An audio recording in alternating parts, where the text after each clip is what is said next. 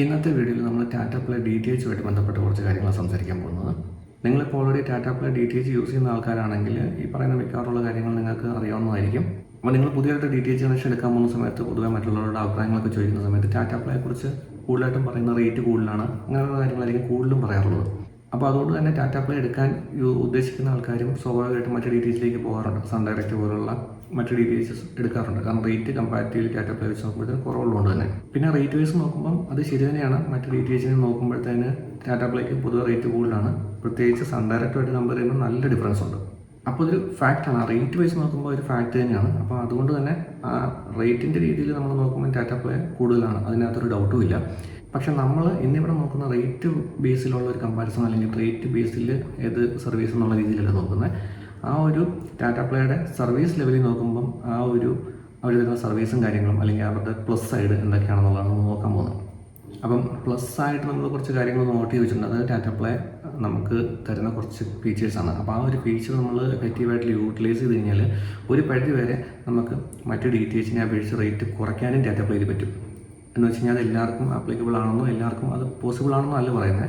പക്ഷെ നമുക്ക് നമ്മുടെ യൂസേജ് അനുസരിച്ച് ഒരുപാട് TV കാണുന്ന ആളല്ല, ചാനലൊന്നും എപ്പോഴും കാണുന്ന ആളല്ല എന്നുണ്ടെങ്കിൽ നമുക്ക് അവർ ഇതിന് ഒരു ഫീച്ചേഴ്സ് യൂസ് ചെയ്താൽ നമുക്ക് മറ്റേതിനെ അപേക്ഷിച്ച് മറ്റ് DTHനെ അപേക്ഷിച്ച് റേറ്റ് കുറഞ്ഞ രീതിയിലും വേണമെങ്കിൽ ടാറ്റ പ്ലേ യൂസ് ചെയ്യാം.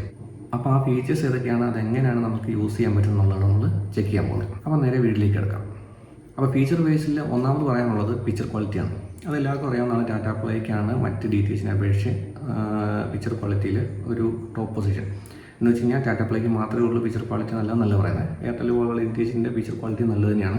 പക്ഷേ ടാറ്റ പ്ലേയുടെ ക്വാളിറ്റി പൊതുവെ സുപ്പീരിയറാണ്. അത് പ്രത്യേകിച്ച് HD ചാനലാകുമ്പോൾ നല്ല ക്ലാരിറ്റിയാണ്.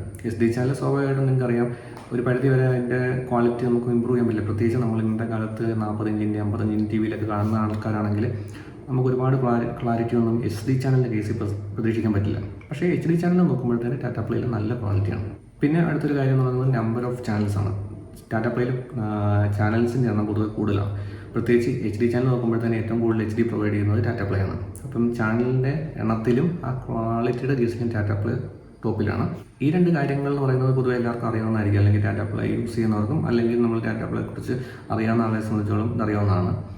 പക്ഷേ മെയിനായിട്ട് ടാറ്റ പ്ലേക്ക് നമ്മൾ ഒരു ബെനിഫിറ്റ് എന്ന് പറയാനുള്ള കുറച്ച് ഫീച്ചേഴ്സാണ് നെക്സ്റ്റ് പറയാനുള്ളത്. അതിലൊന്നാമത്തേന്ന് പറയുന്നത് നമുക്ക് ചാനൽ ആഡ് ചെയ്യാനും റിമൂവ് ചെയ്യാനുള്ള ഓപ്ഷൻ. അത് എപ്പോൾ വേണമെങ്കിലും ചാനൽ ആഡ് ചെയ്യാനും റിമൂവ് ചെയ്യാനും ഉള്ള ഓപ്ഷനാണ്. നമുക്ക് DTHകളിൽ എല്ലാത്തിലും തന്നെ നമുക്ക് ചാനൽ ആഡ് ചെയ്യാനും റിമൂവ് ചെയ്യാനുള്ള ഓപ്ഷൻ ഉണ്ട്. പക്ഷേ ടാറ്റ പ്ലേയുടെ ഒരു ബെനിഫിറ്റ് എന്ന് പറയുന്നത് നമുക്ക് ചാനൽ ആഡ് ചെയ്യുകയും റിമൂവ് ചെയ്യുകയും ചെയ്യുന്ന സമയത്ത് ആ ഒരു മാസത്തെ പൈസ ഫുള്ള് പോകാതെ തന്നെ നമ്മൾ എന്ന് ആഡ് ചെയ്തു എന്ന് റിമൂവ് ചെയ്യുന്ന ആ സമയം മാത്രം കാൽക്കുലേറ്റ് ചെയ്തുള്ള എമൗണ്ട് ഡിഡക്റ്റ് ആകത്തുള്ളൂ. ഫോർ എക്സാമ്പിൾ പറയുകയാണെങ്കിൽ ഏറ്റവും നല്ല എക്സാമ്പിൾ പറയാൻ പറ്റുന്നത് നമുക്ക് സ്പോർട്സ് ചാനലിൻ്റെ കേസിലാണ്. കാരണം സ്പോർട്സ് ചാനലുകൾ നമ്മൾ എല്ലാ മാസവും ഫുൾ ടൈം കാണുന്ന ഒരു ചാനലായിരിക്കില്ല. സ്പോർട്സ് ഇഷ്ടപ്പെടുന്നവർ കാണുമായിരിക്കും. പക്ഷേ പൊതുവേ നമ്മുടെ വീടുകളിൽ പ്രത്യേകിച്ച് ഇവൻ്റ് നടക്കുന്നുണ്ട്, ക്രിക്കറ്റ് ഫുട്ബോളൊക്കെ ഉള്ള കാര്യങ്ങൾ നടക്കുന്ന സമയത്തായിരിക്കും സ്പോർട്സ് ചാനൽ കൂടുതലായിട്ട് കാണുന്നത്. അപ്പോൾ അതുകൊണ്ട് തന്നെ നമ്മളൊരു സ്പോർട്സ് ചാനൽ ഫുൾ ടൈം ചാനലിൽ ആക്ടിവേറ്റ് ചെയ്ത് വെക്കേണ്ട കാര്യം പൊതുവേ ഇല്ല. കാരണം അങ്ങനെ കാണുന്നവർക്ക് ഓക്കെ, കാണാത്തവരെ സംബന്ധിച്ചിടത്തോളം നമ്മൾ ഒരു പ്രത്യേകിച്ച് ഒരു ക്രിക്കറ്റ് അല്ലെങ്കിൽ ഫുട്ബോൾ ഈ സമയങ്ങളിൽ നടക്കുന്നതെന്നും പറഞ്ഞുകൊണ്ട് നമ്മൾ ചാനൽ ആഡ് ചെയ്ത് വെക്കുമ്പോൾ നമ്മൾ ആ ഒരു ഫുൾ മാസത്തെ അല്ലെങ്കിൽ ആ ഒരു പീരീഡിലെ ഫുൾ പൈസയാണ് കൊടുക്കുന്നത്. പക്ഷേ ടാറ്റ പ്ലേയിൽ നമുക്ക് ആ വേണ്ട സമയത്ത് മാത്രം ആഡ് ചെയ്ത് കഴിയുമ്പോൾ റിമൂവ് ചെയ്യാൻ ഓപ്ഷൻ ഉണ്ട്. ഇപ്പോൾ ഞാൻ എക്സാമ്പിൾ പറഞ്ഞ പോലെ സപ്പോസ് നാളെ നമുക്ക് ഒരു ക്രിക്കറ്റ് ഉണ്ടെന്ന് കരുതുക. ആ ക്രിക്കറ്റും ഈ പറഞ്ഞ ഇവൻറ്റ് എല്ലാ ദിവസവും ഇല്ല, 2-3 ദിവസം ഗ്യാപ്പിട്ടൊക്കെയാണ് ക്രിക്കറ്റ് നടക്കുന്നത്. 3 ഇവൻ്റാണ്.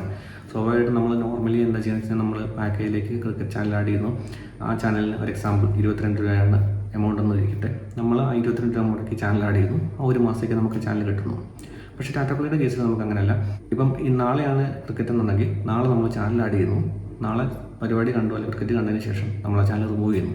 എന്നിട്ട് വീണ്ടും നമ്മൾ 3 ദിവസം കഴിഞ്ഞ് ചാനൽ ക്രിക്കറ്റ് അടുത്ത ദിവസത്തെ കളിയുടെ സമയത്ത് ആഡ് ചെയ്യുന്നു. അത് കഴിയുമ്പോൾ റിമൂവ് ചെയ്യുന്നു. അങ്ങനെ നമുക്ക് ആഡ് ചെയ്ത് പോകാം. അപ്പോൾ ഇവിടെ സംഭവിക്കുന്നത് വെച്ച് കഴിഞ്ഞാൽ ഇപ്പോൾ ആ ചാനലിൻ്റെ എമൗണ്ട് 22 രൂപയാണെങ്കിൽ അത് അവർ കാൽക്കുലേറ്റ് ചെയ്യുന്നത് ആ 22 രൂപയുടെ ചാനലിന് ഒരു ദിവസം എത്ര രൂപയാവും. അതായത് 22 രൂപ ചാനലാകുമ്പോൾ സ്വാഭാവികമായിട്ടും ഒരു ദിവസം 75 പൈസ 76 പൈസ ആ ഒരു 80 പൈസ താഴെ എടുത്തുള്ളൂ. അപ്പോൾ ശരിക്കും സംഭവിക്കുന്നത് കഴിഞ്ഞാൽ നമ്മൾ ചാനൽ ആഡ് ചെയ്യുന്ന സമയത്ത് ആ എമൗണ്ട് ഫുൾ 22 രൂപ ഒറ്റയടിക്ക് നമ്മുടെ അക്കൗണ്ടിൽ നിന്ന് ഡെബിറ്റ് ആകത്തില്ല.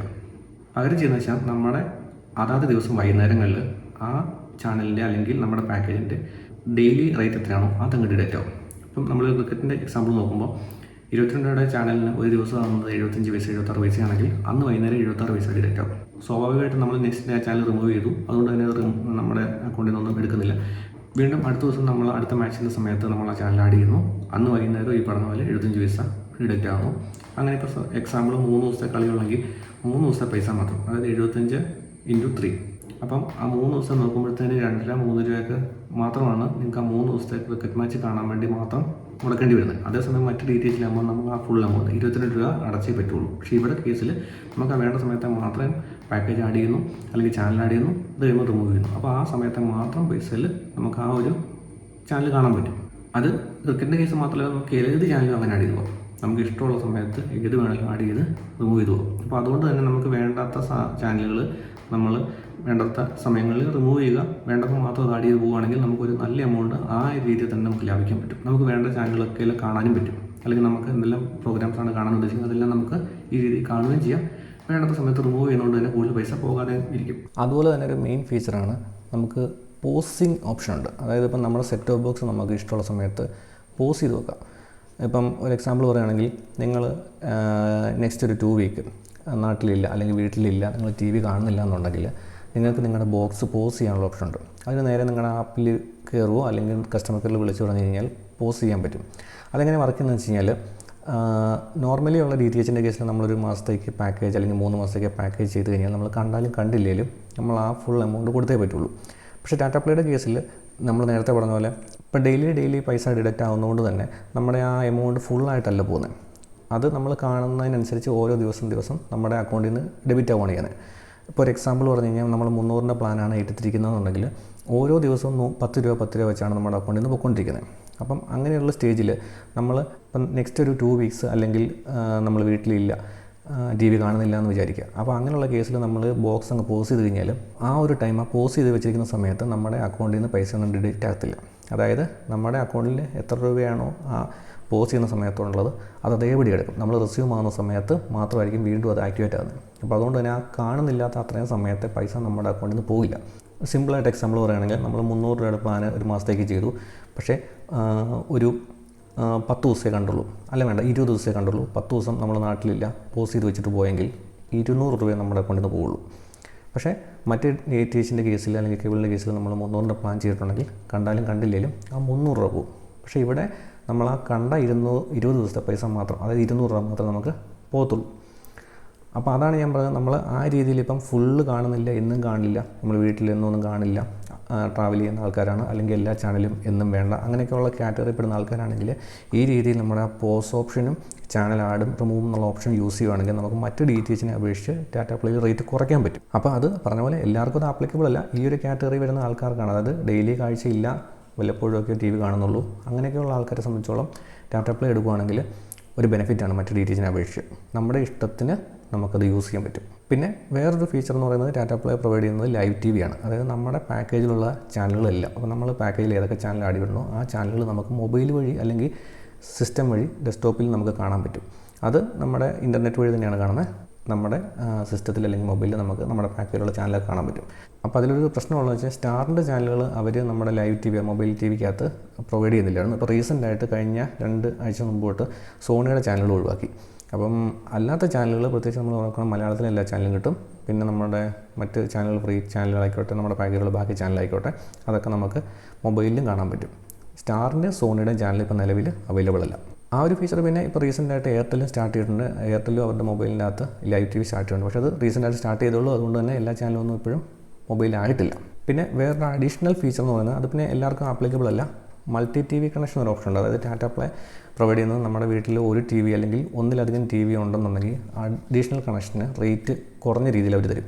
ഒരു എക്സാമ്പിൾ പറയുകയാണെങ്കിൽ ഇപ്പോൾ നമ്മൾ ടാറ്റ പ്ലേയുടെ DTH യൂസ് ചെയ്യുന്നുണ്ട്, ഒരു സെക്കൻഡറി TV ഉണ്ട്, സെക്കൻഡ് TVയിൽ നമുക്ക് കണക്ഷൻ വേണമെന്നുണ്ടെങ്കിൽ ആ കണക്ഷന് അവർ റേറ്റ് കുറച്ച് തരും. അപ്പോൾ നിങ്ങൾക്ക് സെക്കൻഡറി കണക്ഷൻ എടുക്കുന്ന ആൾക്കാരാണ്, അതായത് ഒന്നിലധികം DTH യൂസ് ചെയ്യുന്ന ആളാണെന്നുണ്ടെങ്കിൽ ടാറ്റ പ്ലേ ഒരു നല്ല ഓപ്ഷനാണ്. പ്രത്യേകിച്ച് ഈ സെക്കൻഡറി കണക്ഷനിൽ ഇത്രയും ഡിസ്കൗണ്ട് കിട്ടുന്നുണ്ട്. സോ മറ്റ് DTH ആയിക്കോട്ടെ അല്ലെങ്കിൽ കേബിൾ ആയിക്കോട്ടെ, നമ്മൾ സെക്കൻഡറി കണക്ഷൻ ആ സെയിം എമൗണ്ട് തന്നെ കൊടുക്കണം. അപ്പോൾ ടാറ്റ പ്ലേയുടെ കേസിൽ സെക്കൻഡറി കണക്ഷന് നമ്മൾ FTAയിൽ ഹാഫ് പ്രൈസ് കൊടുത്താൽ മതി. അപ്പോൾ അങ്ങനെ ഒരു രണ്ടാമത്തെ കണക്ഷനൊക്കെ എടുക്കാൻ ഉദ്ദേശിക്കുന്ന ആൾക്കാരാണെങ്കിൽ ടാറ്റ പ്ലേ ഒരു നല്ല ഓപ്ഷനാണ്. അപ്പോൾ ഇതൊക്കെയാണ് ടാറ്റ പ്ലേയുടെ ഒരു പ്ലസ് സൈഡ് പറയുമ്പോൾ. പിന്നെ റേറ്റിൻ്റെ കേസ് ഞാൻ നേരത്തെ പറഞ്ഞ പോലെ തന്നെ അത് നമ്മളൊരു റേറ്റിൻ്റെ ആ ഒരു ഒറ്റ ഒരു ആംഗിളിൽ കൂടെ നോക്കുമ്പം അത് കൂടുതൽ തന്നെയാണ്. പക്ഷേ ഈ ഒരു ഓപ്ഷൻസും ഈ ഒരു ഫീച്ചറും വെച്ച് നോക്കുമ്പോഴത്തേനും നമ്മൾ ഈ രീതിയിലൊക്കെ യൂസ് ചെയ്യുന്ന ആളെ സംബന്ധിച്ചോളം ടാറ്റ പ്ലേ തന്നെയാണ് ഈ ഒരു രീതിയിൽ നോക്കുമ്പം ബെറ്റർ എന്ന് പറയാനുള്ളത്.